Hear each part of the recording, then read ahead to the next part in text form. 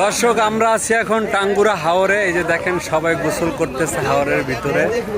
এটা হচ্ছে ইন্ডিয়ার বর্ডারে, একদম সুনামগঞ্জের শেষ মাথা। ওই যে ইন্ডিয়ান বর্ডার দেখেন,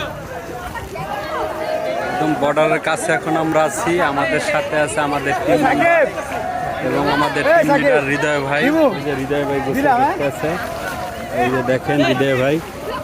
ঠিক আছে, তো আমরা আজকে নাইটে চলে আসছি। এই যে এখানে আস্তে আস্তে প্রায় দুপুর হয়ে গেছে। তো আমরা আসছি বাসে করে, আমাদের গাড়ি আনা হয় নাই।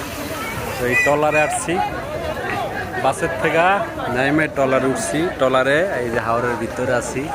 তো সবাই গোসল করতেছে, দেখেন প্রচুর নৌকা এখানে। এখানে নৌকার কোনো অভাব নেই, সবাই গোসল করতেছে।